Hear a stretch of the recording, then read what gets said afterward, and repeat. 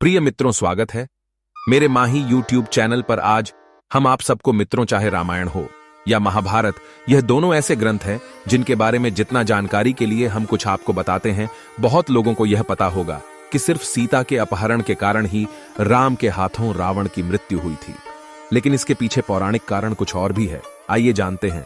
यह उस समय की बात है जब भगवान शिव से वरदान और शक्तिशाली खड्ग पाने के बाद अहंकारी रावण और भी अधिक अहंकार से भर गया था। वह पृथ्वी से भ्रमण करता हुआ हिमालय के घने जंगलों में जा पहुंचा।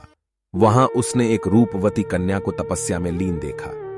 कन्या के रूप रंग के आगे रावण का राक्षसी रूप जाग उठा और उसने उस कन्या की तपस्या भंग करते हुए उसका परिचय जानना चाहा।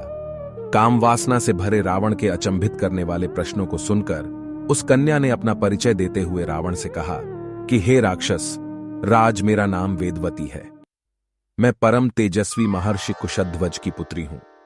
मेरे वयस्क होने पर देवता, गंधर्व, यक्ष, राक्षस, नाग सभी मुझसे विवाह करना चाहते थे, लेकिन मेरे पिता की इच्छा थी कि समस्त देवताओं के स्वामी श्री विष्णु ही मेरे पति बने। मेरे पिता की उस इच्छा से क्रुद्ध होकर शंभु नामक दैत्य ने सोते समय मेरे पिता की हत्या कर दी और मेरी माता ने भी पिता के वियोग में उनकी जलती चिता में कूदकर अपनी जान दे दी। इसी वजह से यहां मैं अपने पिता की इच्छा को पूरा करने के लिए इस तपस्या को कर रही हूं। इतना कहने के बाद उस सुंदरी ने रावण को यह भी कह दिया कि मैं अपने तप के बल पर आपकी गलत इच्छा को जान गई हूं। इतना सुनते ही रावण क्रोध से भर गया और अपने दोनों हाथों से उस कन्या के बाल पकड़कर उसे अपनी ओर खींचने लगा। इससे क्रोधित होकर अपने अपमान की पीड़ा की वजह से उस कन्या ने दशानन को यह श्राप देते हुए अग्नि में समा गई कि मैं तुम्हारे वध के लिए फिर से किसी धर्मात्मा पुरुष की पुत्री के रूप में जन्म लूंगी।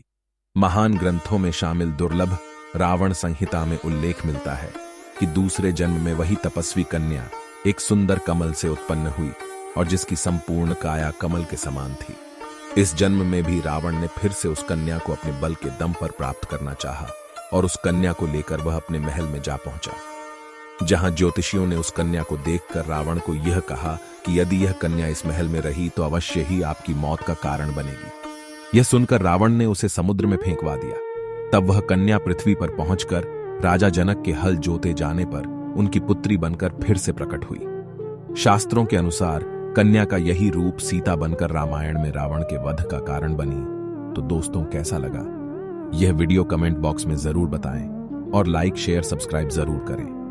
जय श्री राम।